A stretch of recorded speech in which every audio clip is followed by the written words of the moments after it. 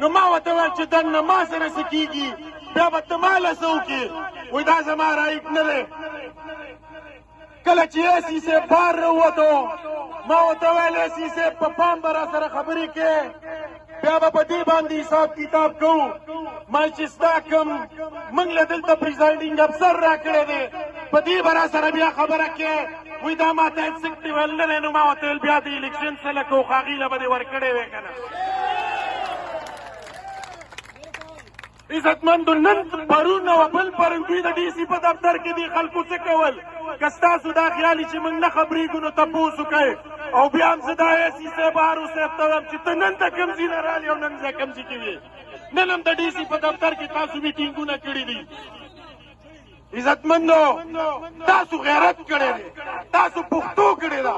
تاسو خپل عزت ګټلی تاسو خپل تحصیلي تنګې ګټلی دی عزتمندو دا ورته ویو چې ما ته خپل هوم پولیس سټیشن یې وښیه که تا ګټلي بیا هم درته پرېږدم که تاسو بازو ګټلي بیا هم درته پرېږدم که تاسو کرامت شاه محل خپلي هم بیا هم درته پرېږدم که بیا ستا د کینډیډیټ پولینګ بوت ما بیا هم په ډبل نی ګټلی بیا هم درته پرېږدم عزتمندو د داندلی خبرې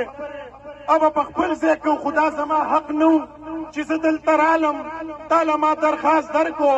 چې ته ګنتي وکړه او ریجیکټ اوټ چې کوم دی دا ما ته ثابت کړه هغه دومره پریشرایز و چې ما ته وایي ما سره دا اختیارات نشته او تښتېدلی او زما نه درخواست نه اخیستو چې کله درخواست واخیستو نو هغه به هم چې کله ته ګنتي کې سرکاري ته به نوټس کې کینډیډیټ به راغواړې د هغې باوجود دې چاته نوټس کړی دی بیا د هغې نه پس چې ما کله درخواست ورکړو ته یې مصرف کې په کار دا وه چې تا زه راغوښتی وم په څه بینه کې وایي ستا فوټوکاپي نشته که زما فوټوکاپي ده ما فوټوکاپۍ ته ضرورت نه ما چې اډمیشن کو تا سره پروت ما صرف د ګنتۍ دپاره درخواست درکړه زه الیکشن ته مخکې ولاړم تا سره ریکارډ پروت دی بیا د هغې باوجود چې ته کلم دلته کې ورته وایم ستاسو په وساست چې کوم خلک دلته په کرسۍ کیني دوی لم شرم پکار دی چې په کومه کرسۍ کیني په سوالي کیني چې په زوره دې غوښتې ده او دا که د خیالي چې زما نه به تحصیل دی وچلی نو زه هم د دې تحصیل ممبر یم 22 کسان ناست دي په ایمان کې رانه بجټ پاس کړي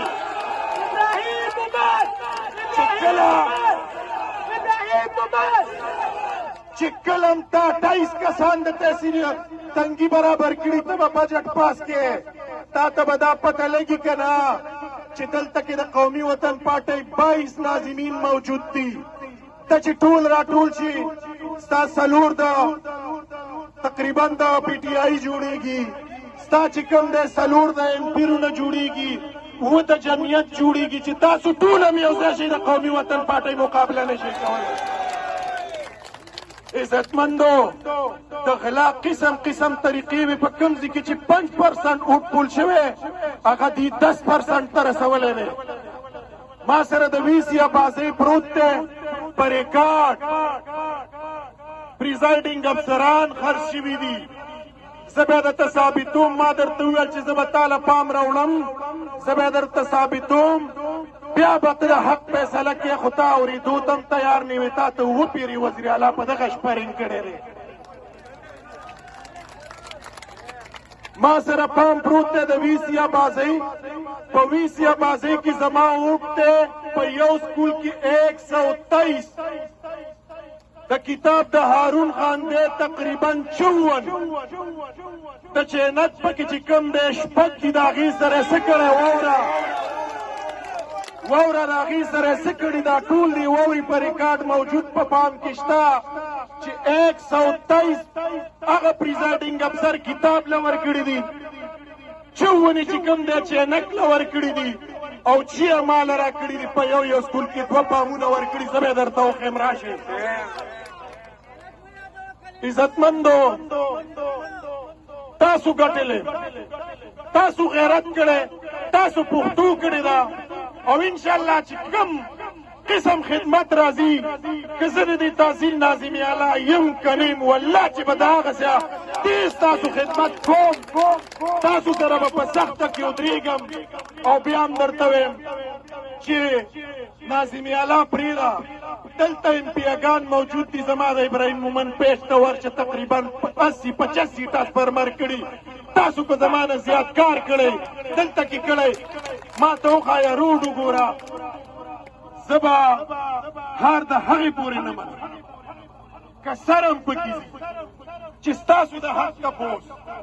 او مشر څه فیصله وکړه د هغې پورې به درسره ولاړ یم خو که دلته سوچ وکړو عزتمندو